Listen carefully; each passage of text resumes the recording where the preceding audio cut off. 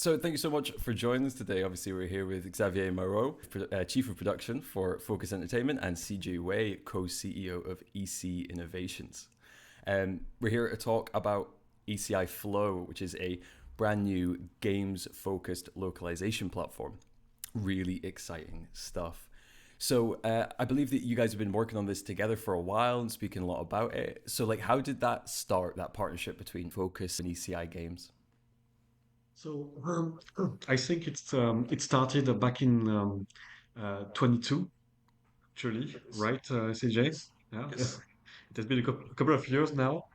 And if I remember correctly, I was talking with Luke from the London office, and I've always been a huge fan of tools and how they can help us to be more efficient. And I was talking with Luke about this idea of getting a tool that would help us and help my team to deal in an easier way with, you know, translation communication with the partners, with the translators, with the development studios, and how we could have this tool to help everyone to work better together. And I remember on one plane, drafting some of the ideas that I have and some needs that I have regarding this tool. Actually, back in the days, I myself had the opportunity to create some sort of this tool myself with like an XLS document with some VBA, macro, something a bit, not very professional. And so, yeah, I really wanted to see if some professional could help us building that. And Luke told me, look, my boss CJ is a very is also a very fan of tools and tech stuff and trying to go beyond what compared to what we usually do. And so he started this conversation, and I was really pleased to see ECI really um, uh, putting stuff on the table and trying to actually make something happen. And voila, that's where everything started, and that's where we started conversation with Sage. Oh, that's fantastic. I mean, it's great to hear that it comes from a point of realizing that the industry needed it. Do you know what I mean? Often these things, you think they come from someone's head, but this is a real need. And great, that background's fantastic. Although, what a great metaphor it is generally having to use Excel and VBA scripts. And I imagine it took so much time and it was such a pain to move to a dedicated platform. That's fantastic. Indeed. Awesome. Oh, I love that. And then, so I guess I imagine some of that is not having to do VBA coding, but what are your biggest goals, I guess, from a publisher and a vendor view for ECI Flow? Um, Basically, really, my first goal was really to make things easier for the line production team because what they were doing before Flow was really, something a very archaic process, like getting localization kits, getting batches, trying to merge them manually, send them to the different vendors we are working with, getting back to them, merging back with the new localization kit that has been updated in the meantime, and making sure that there were not discrepancies. So it was a lot of manual process, so leading um, to me what is a waste of time, and also a lot of human errors, because of course in the process it's our location kits, it can be I don't know, 50K words, 100K words, and up to 400K words, so it can be a lot of lines, a lot of different files. And so the first goal was really to, yeah, how can we smooth this process with my teams and the vendors. And on the top of that, I also wanted to make it easier to communicate with the development team and the translators, because most of the time, translators, they have questions, they need context, and it was always a back and forth again with my team in the middle, getting queries, passing them to the development team, getting the answers back. and it was not a very smooth process. So the idea was really, okay, how can we actually connect all the actors involved in the translation process to make it, yeah, smoother and more efficient, and at the end of the day, um, up the quality level of the translation in our game. So that was really the, the the two main goals. And we had some, cherry on the cake was, okay, what if we could also smooth just the extraction of the localization kits to to the translators, directly using the engine. So, for instance, I'm a developer, I'm using Unreal Engine, and then I have a button in my Unreal Engine to send all my text to the platform and then get back the translation, so we would even remove the need of, getting back some file and putting them in one of our local database and get that into the game. So that was the extra idea, really, to have a very smooth and a process from the beginning to the end. Oh, fantastic. No, it sounds like a great improvement. And then from a vendor view, CG, how what did you want to get out of it? I guess the perspective of developing a tool, especially for localization, with the publisher sides as well as the vendor sides both in mind, I think that's always been exciting for us. And we also know, like from the industry's perspective, there's always that missing kind of a gap of a dedicated TMS or CAT just for games. I think that's what a lot of people in the industry complains about is like there's no just dedicated tool that's built for games localization. So when Xavier initially came up with the idea, we thought it was the perfect opportunity to kind of incorporate like some of the pain points from the publisher sides, and also some of the pain points from the vendor side as well, and kind of combine that into a tool that is purely working for games localization. And some of the biggest goals that we try to achieve with the tool is essentially to streamline and standardize processes. Because if we think about it, upstream, things are actually quite standardized, like to a large extent, because we have Unity, we have Unreal, which have like really large market share, right? So kind of the dev process is quite standardized to some extent, at least from a tooling perspective. But then once from there, things actually diverge quite a bit. So we think about like if everything is different, then it's really difficult to automate things. So we really try to take the data from like upstream and think about how we can streamline and automate things as much as possible. So that is the one key big goal of ECI Flow.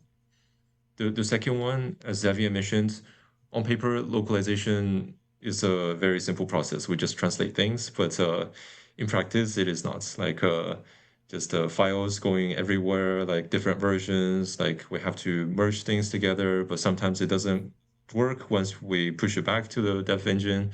So all things can get quite messy, especially I think it has a lot to do with localization being the end parts of the whole dev cycle. So things are typically like in crunch time, we don't have nearly as much time planning around everything. So it's always like that. So how do we simplify things as much as possible so that everyone else can focus on all the other important parts? That's also another goal that we try to achieve with ECI Flow.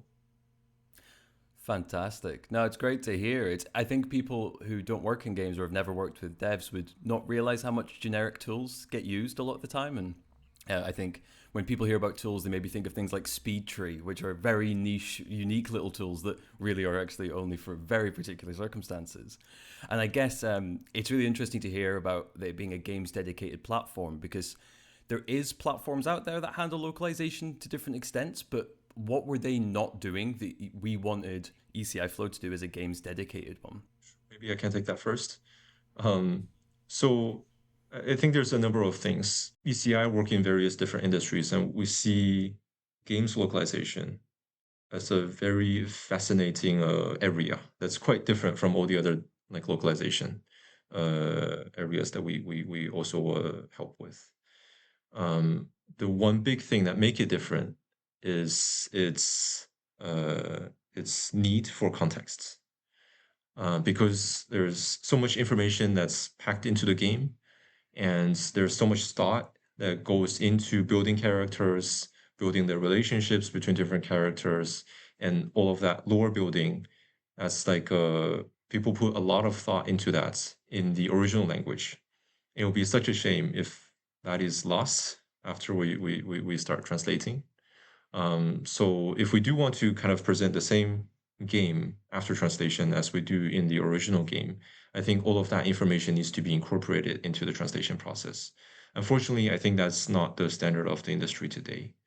And I think it's also like I think up to us how to persist all of this information into the localization process so that people from different parts of the world can enjoy the same game as the as if the game was built in the original language. So that's kind of the first big goal of enhancing the localization process with additional in-game context. I think none of the other tools really focus on that as much. Um, the second one, I think Xavier mentioned a bit in the beginning, which is collaboration between different parties. Um, so devs, publishers, service providers, and linguists. It's quite rare that we have like four different parties that's kind of all having different perspectives that's working on the same project. So how do we kind of pivot their perspectives so that everyone's like focusing on the same thing? That is a bit of an abstract thought, but that's what we're trying to achieve with ECI Flow. Another big thing, again, Xavier mentioned is integration with dev cycles. Like we have one version for an event, we have another version for a demo, maybe early access. Like how do we keep up with all these different versions with localization? That's not necessarily a trivial task. And also, for example, if we have various versions for consoles, for PC, it's always a headache for devs to kind of extract things and then put back a different localization kits. So I don't think any other tools, any other localization tools in the industry solves that nowadays. And then there's the little things like tags, consistency checks, glossary definition, also just facilitating familiarization. I think none of the generic tools for localization actually focus on this very niche thing that is games localization. So those are, sorry for the long train of thoughts, but those are, from my perspective, what is missing in the cat tools nowadays for games localization. Yeah, I agree, and we could even add on that what you're doing right now with AI, not in the translation process itself, but as a way also to analyze afterwards, when the game is released, how the translation was perceived, and also get some feedback, in an automated way, in order to keep improving on the localization. And uh, and yeah, with this, I think, yeah, to me the beauty of being able to fully streamline the process, also, getting some speed to do that, to the whole loop, makes it a lot easier to actually take feedback from players, get some updates, push them in the engine, and then send patches to update and improve even more the translation, which is for me really, really great. That's fascinating. Really interesting to think about. One of those, when you hear it laid out like that, you suddenly realize that there's no other industry that has these same considerations. It's like you're doing a book and all the depth of a book, character, and world, but then with all these mechanical considerations too. And then, as you say, the number of stakeholders. With a book, at least there's only one author, right? Whereas we've got so much involved. That's fascinating to hear about. Um, and thinking back on those tools as well, it makes sense that games needs its own dedicated one, and that especially thinking about how unique it is now, and how much more unique it is than even 20 years ago. The way it's developed itself and become more confident there. Localization, I imagine, should have kept up with that progress. I mean, you look at a game from 2005 versus 2025, it's quite noticeable. Did localization keep up with that? What do you think? So yeah. Um, I I think that's very surprising for a very tech industry. Um, because I really feel like that we are still very archaic in a numerous ways of actually making video games, including translation. Uh, I think that making a game is so complex that we cannot develop all the areas at the same time at the same level of improvement and state of the art, because we've been spending a lot of money to improve, game engine and rendering and so on and so on. And so, yeah, sometimes some of other areas are left a bit behind. And yeah, I think that it's the case for translation, not just translation actually, but other departments are still a bit behind. And I think that yeah, we still have to invest our time uh, to um, to, uh, to improve. What I see still is that I think that more and more we are inclined to actually localize a game in several languages, which was not the case, like 20 years ago, where most of the time we would just focus on one or two languages at most. So it's a good thing, but then yeah, this rise, which is great, of translation needs to come with better tools. So we are getting there. I think that we are many in the industry to try actually to be better at this and to give to the players actually, as Sijie mentioned, a better experience in their own language as if it was the original language. That would be for me the ideal goal. Oh, fantastic! And yeah, it's not surprising to think when you talk about there about the array of languages changing so much, and you do think about games back then when it was maybe only a couple that you would get, and only the biggest, whereas now people have such a more market and worldwide view of it. That must be very hard to kind of keep together and kind of tying in, I guess, with what you're saying about the query system. You're saying about the number of stakeholders, but with that number of languages and I guess game complexity increasing, I imagine that process becomes even more difficult too. So, could you tell us a bit more about how ECI Flow improves that query system and what makes it easier for devs? Yeah, I mentioned it a bit at the beginning, but to me, the idea of being able to have all the actors involved in localization process um, be able to talk to each other and benefits also from each other, because, for example, if you have a line that during a LQL process that is spotted by a LQA tester, and he thinks that it's not really relevant, then imagine he can send a queries directly from the platform saying, okay, this translation doesn't sound good. Can I get some extra context so the dev can reply, so the translator can also be involved, the original translator can maybe make an update, but then the other translators and the other LQA testers can also have an access to this question, and then get benefit from the actual resolution, and how they can also improve their line.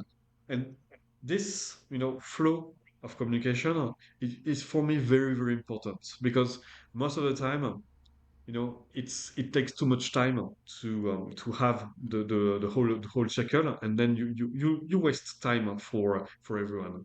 Here it's really okay.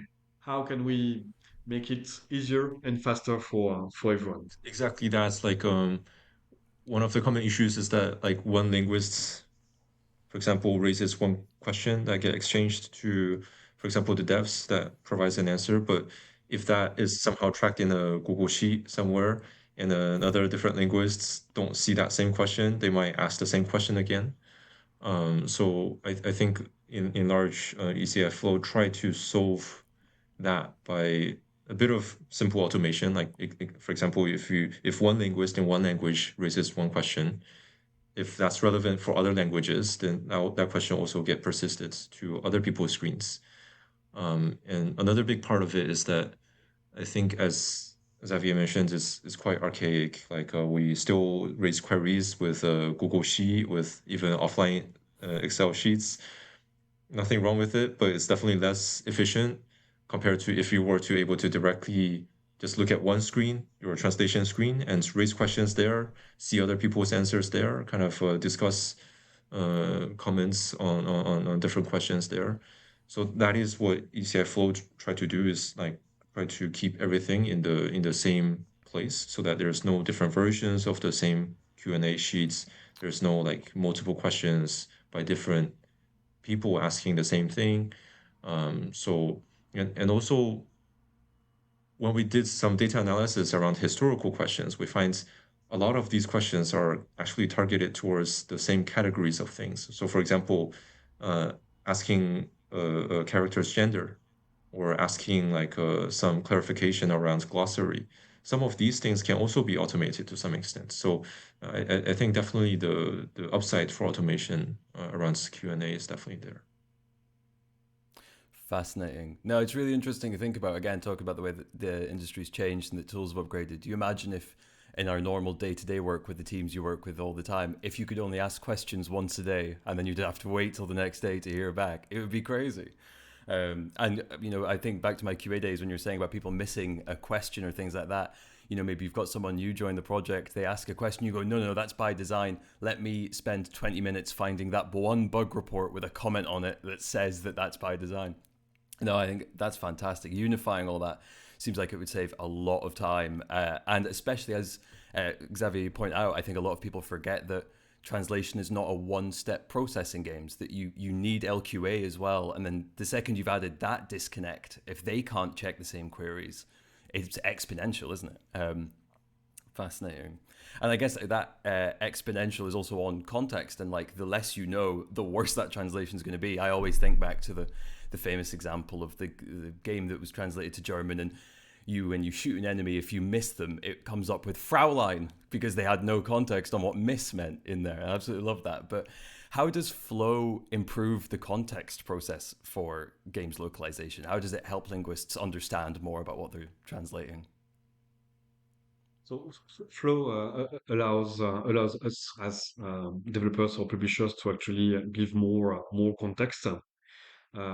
One of the potential, but that's really for the future, improvements would be actually to be able to link, directly the game to Flow, and provide, excerpts from videos, for instance, from the game, for the translator that can actually directly reach the moment of the game where the string is displayed. So he or she got the full context.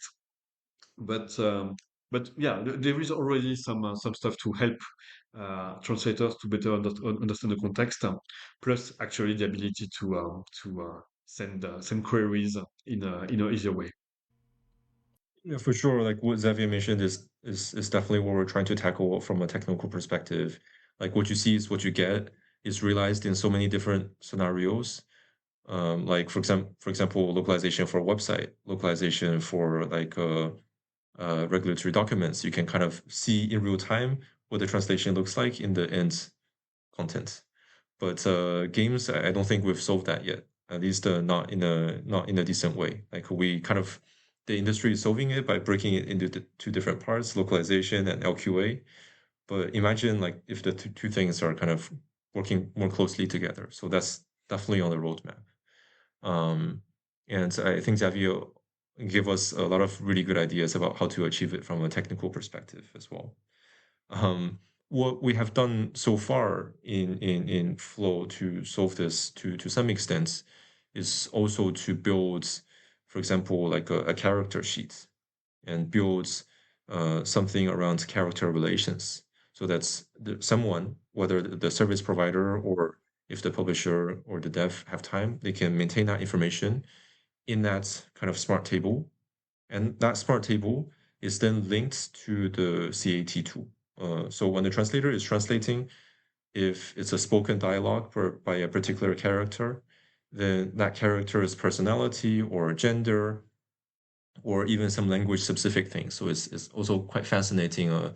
This example, but in Japanese, there's like multiple ways of saying the first person pronoun, like saying I. In English, there's only one way, but in Japanese, there's like many different ways, and especially in games, because people like have really strange ways of expressing themselves to make it a strong character for them.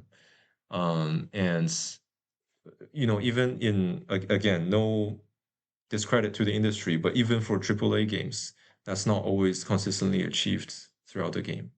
So I think all of that, like if we kind of permanently everything is kept offline. So it's typically a linguist or the service provider kind of putting some information somewhere that everyone kind of refers to, but it's all offline. So now we have like an online table that kind of maintains information about the character, about the lore, and also some other information, like more technical information about the game, like string length, like whether it's spoken by a particular character, and all of that is getting added to the cat tool. Awesome. That sounds really cool. And I love for everything you described, it's like you're building wikis out, like internal wikis for what you're looking at. And that's like such a no-brainer, right? I mean, I remember when I worked back in LQA, people would constantly have the public, fan-made wiki for the games up on the other screen as their main context.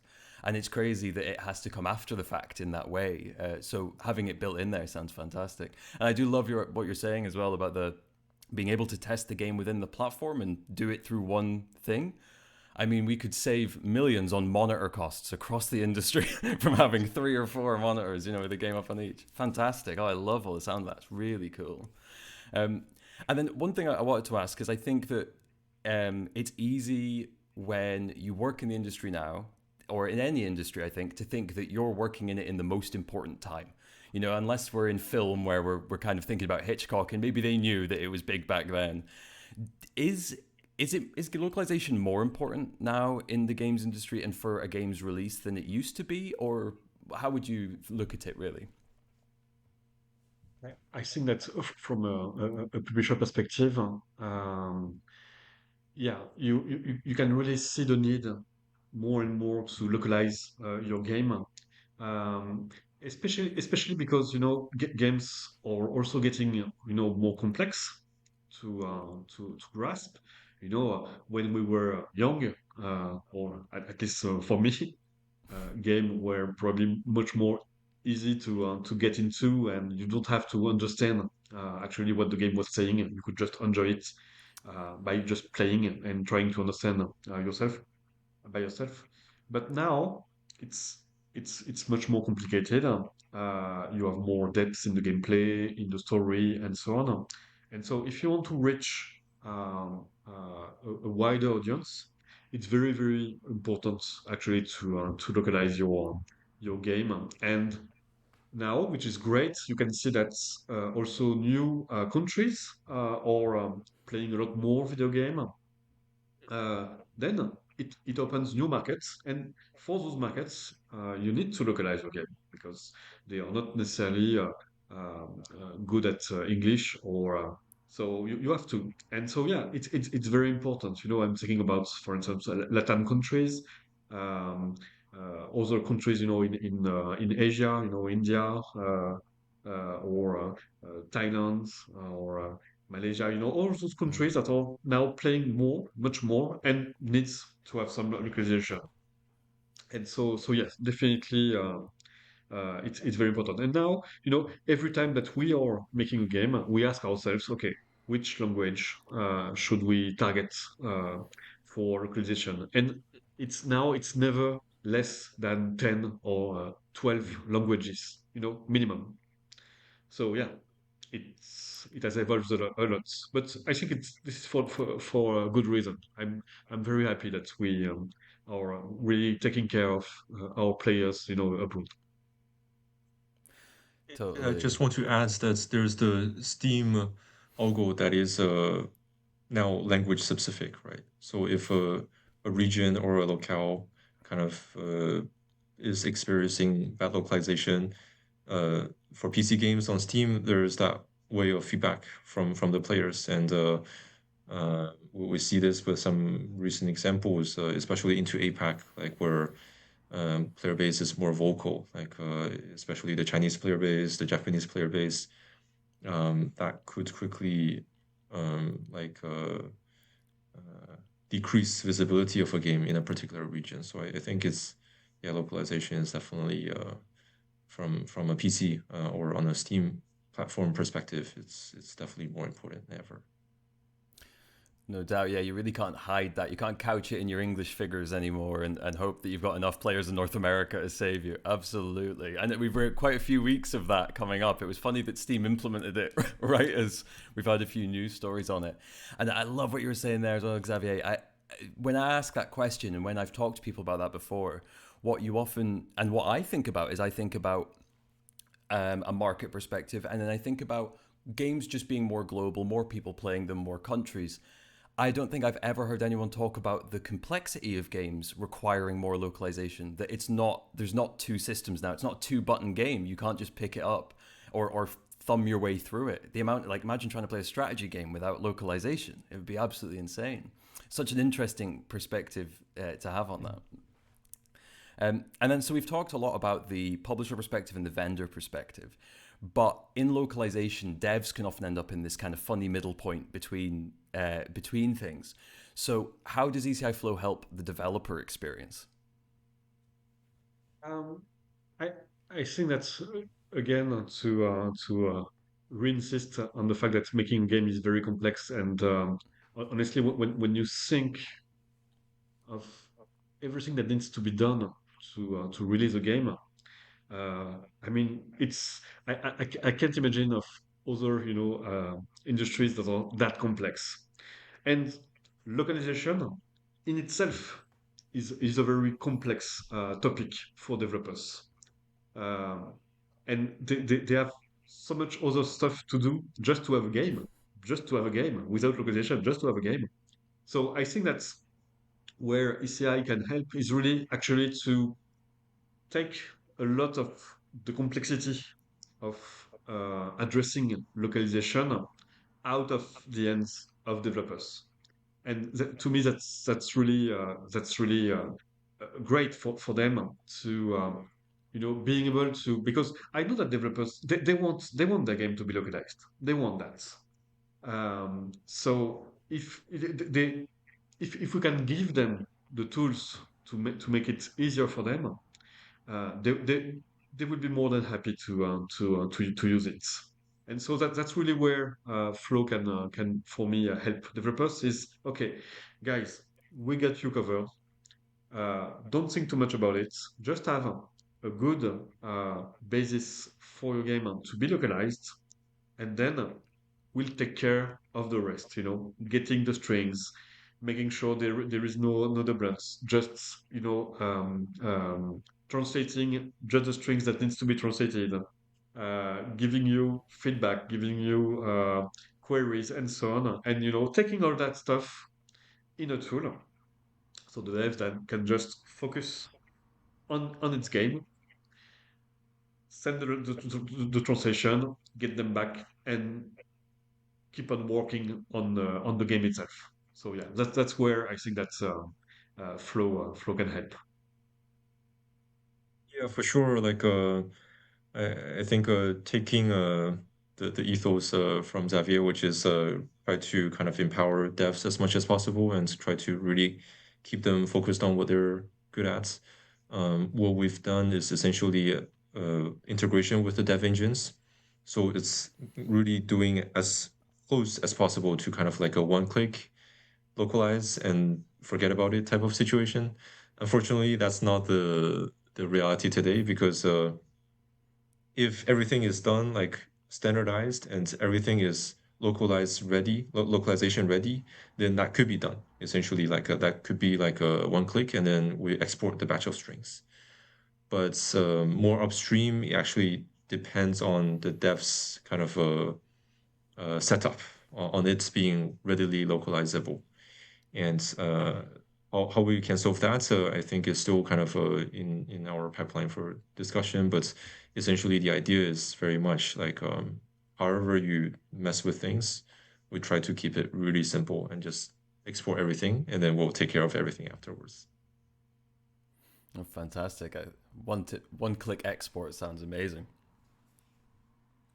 Yeah, for sure. Like, I mean, there's other challenges for sure from the dev perspective, like version control, like automation of localization kit creation, like all of these things, like you have to worry about before a game goes live, right? And especially like, for example, if you suddenly decide to go to an event with a demo version and you need to have it in multiple languages, that could be such a impact on the development cycle. Like it could extend development cycle by a week sometimes, and that could be quite dramatic. So yeah, we try to solve as much of this as possible within Flow. Fantastic. Oh, that sounds amazing. I'm sure. Like, I think you touched on it there, Xavier. Is people think that devs don't want to localize sometimes. I think people like see it as like, oh, no one can be bothered with that. Certainly, when I started in the games industry and localization, that was often what people said was devs can't be bothered. But I think it's so true what you're saying about like this. It's this incredibly complex task at the very end. It's like getting to the end of a marathon and then someone going, before you go over the finish line, you have to complete this assault course first, just to make sure that you're still all there. Absolutely. It's so funny to think about, totally. And yeah, I guess, and now even this is it because it's such a requirement really for releasing a game. It almost then comes across as like it's like, oh god, we're gonna have to go through this part. But no, people want to. You just want a simpler way of doing it. Totally, that's so interesting. And I guess that leads us kind of perfectly onto our next question, because that's all fascinating stuff to hear about Flow. It sounds really interesting to see how it'll help games production generally. And in terms of blue sky thinking, then looking at the games industry, and not that we can change everything, but what would you like to see changed about the industry's approach to localization? I think that's our dream is always to start the localization process much earlier, you know, in down the line during the production, because yeah, right now as you said, we have enough stuff to focus on before digging into localization, which led most of the time to very short time actually to process the localization. So get the first batches, send everything to the localization company, and then get it back. And we are missing here an opportunity to make a better job uh, when it comes to localization. So yeah, I wish that we can start sooner, provide more information to the localization companies, and also bring more tools, as we mentioned, more help, more context to the translator, so they can really uh, nail it the first time, and understand, get a better understanding of what the game really is. Because yeah, it's it's it's complex even for, because we can give Steam keys for from a build that is being developed, so not a final build at all, but it's very hard for a translator, to install a build, play the game that is not complete at all, try to make his way to the game, and so yes, I think that we need to build even better tools to help the whole process. And then so this is really during production, the game development.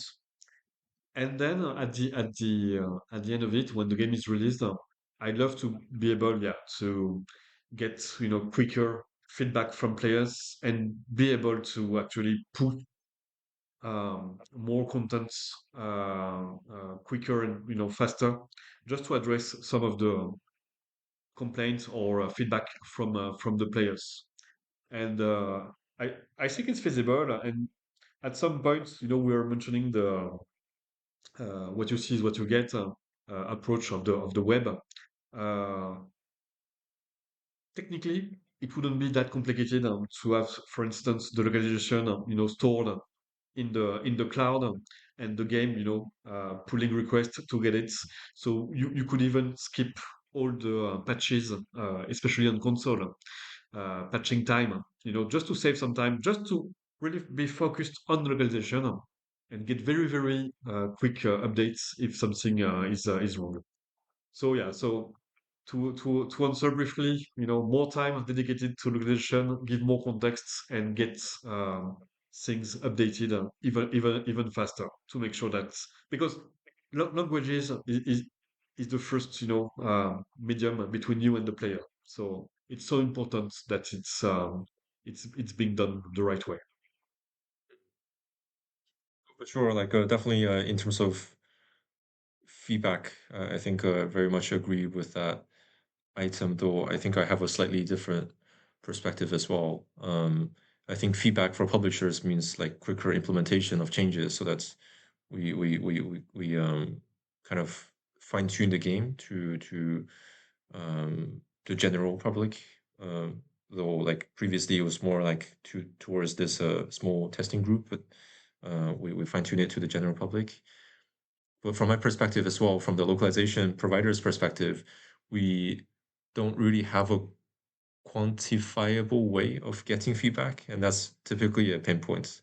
It's always like we never get too much of positive feedback, and whenever we get feedback, it's typically negative. So that's the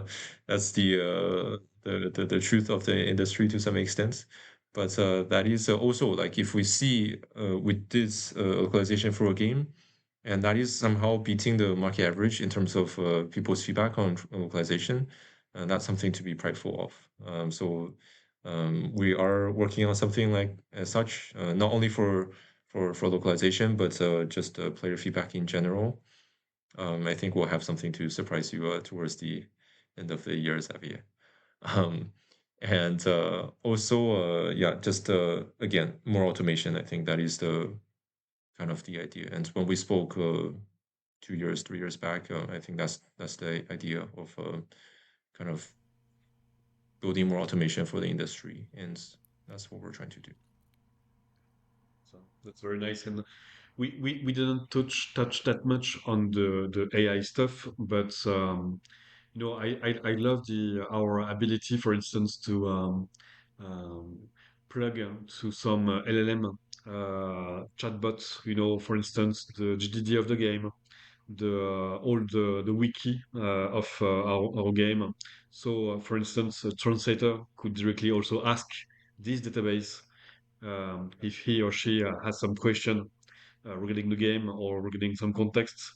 And yeah, I think that also AI is going also to help us a lot to improve all those process as AI should do, not to replace anyone, but just be a support and sometimes a sparring partner. Sure. I think that was also an idea that uh, we're experimenting with, and I think we have some initial versions of it, which is to essentially take a GDD and then to somehow put it into a smart table. So for example, like character sheets, like character relations. So compiling all of this information that is otherwise already there, but it takes like a lot of time for people to clean up and to people to find things and to put it in a more parsable way. Not, I think this is applicable not only for the localization industry, but if you think about like voiceover or like different parts of like anything that involves multiple parties that requires training of or passing on of information, I think this could be really helpful. So again, like exploring the AI utility in the industry, I think is also a really fun process for us. Oh, amazing. No, I think it's funny. One of those when you say that, and then suddenly, I'm sure a lot of people listening will think the same thing, and you go, "Oh yeah, you would have to translate all your internal stuff as well." You never really think about that, but totally. I mean, it's expanding context for everybody, right? And as you say, it's not just for localization. That context is like your QA testers, your devs might be speaking different languages, and they're going to be more comfortable in it. That's all really interesting. And I love what you're saying about the being able to update automatically from the cloud, but also like the way that feedback incorporates. You can when you're saying that you can see these jagged parts of the games industry where suddenly there's not really a back and forth there, and it becomes a bit more of a probably the one guy on the team who knows where to get the best feedback from, the right forums to look at and things like this. Closing the loop and all that stuff sounds incredibly time saving, but also I imagine it'll really improve results. That's fantastic. Well, thank you both so much for speaking today about ECI Flow. This was really interesting. I'm really excited to see some games released with it and see some even better localizations, although I'll need to learn another language to know them. But thank you both so much for joining us. Thank you very much for having us.